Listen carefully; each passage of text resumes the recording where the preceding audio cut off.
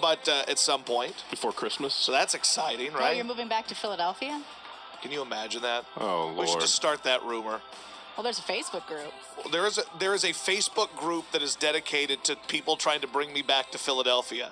And It's got like 8 people in it. No, it's up to like 80. Boy, 80 people want me back in Philadelphia. But how's having a group going to get you back there? It won't, but I mean, there's a lot of groups that exist that are not going to lead to anything. No, I get it. But not all of them say, bring Josh back to Philadelphia. No, but people are looking for like-minded folks.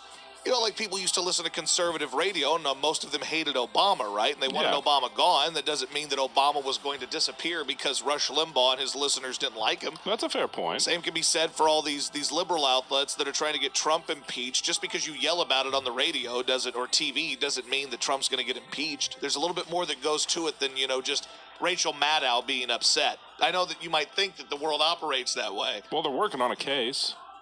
See, they even made a little fake news thing for you. Oh, wow, it's a fake breaking news story that says Josh Ennis to return to Philly. Whoever this person is really likes me. Yeah, because you will return today. I will, in fact.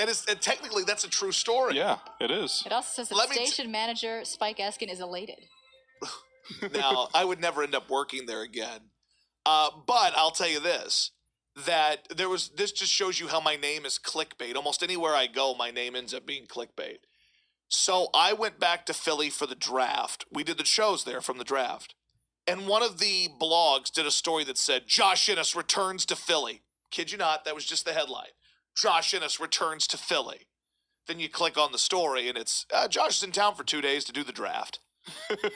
Like these people use but it's no different than what the Chronicle does. The Chronicle uses my name. This page has all your old audio on there and everything. Really? Wow. What is it? There's the one about Fletcher Cox. Okay. I'm getting a black Cox jersey. Oh, that was so basically whatever they could find on YouTube that somebody posted. That's a classic. The Cuz impersonator from 129.16. Okay, so these are all. all. Is on SoundCloud. That Oh, one. oh, okay. Josh Ennis show 40-yard dash challenge. Oh, wow. Where did this guy get this audio? Sam Bradford's Hail Mary challenge. Boy, this guy liked the show. That was a fun bit. Sam Bradford threw, and this is back when I used to be far more creative. But Sam Bradford threw a Hail Mary at the end of a game that made it like 40 yards. Really? So I was convinced I could go out and throw a Hail Mary farther than 40 yards. So we went out into the alley behind the station. Like this in the middle of the city. You know how far 40 yards is, though? I didn't at the time. That's the problem. So I get out there and I'm like, oh yeah, I can throw it farther than that. But I had to scramble. Like, you had to scramble and everything to kind of try to, like, I ran like a couple of laps to try to, like, simulate. Being winded and all that, yeah.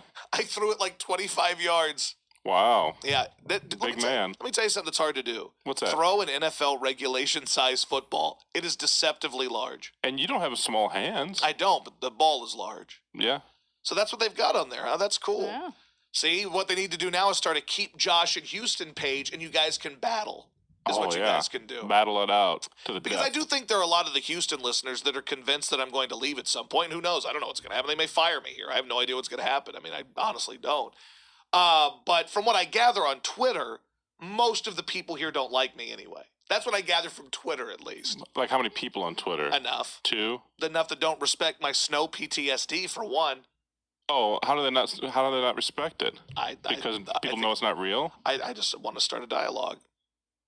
You want to start a protocol? There should be a protocol for it? There should be a snow PTSD protocol. Yeah? Like what? What do you propose? A protocol. Oh, I understand that. But what's the protocol? Protocol. I don't believe that our friend Royce White ever had an actual definition of his protocol. He just said protocol all the time. That's what he said. And he was a hero. Oh, he was. He was Royce White was this great mental health awareness hero. Whatever happened to that flake? I don't know, but if he pulled that today, he would truly be a hero. I know. There would be people, protesting that Royce White isn't playing in the NBA. My constant bashing of Royce White led me to being on Real Sports for a nanosecond. For like a brief second, there was just me and Rich on Real Sports, just for a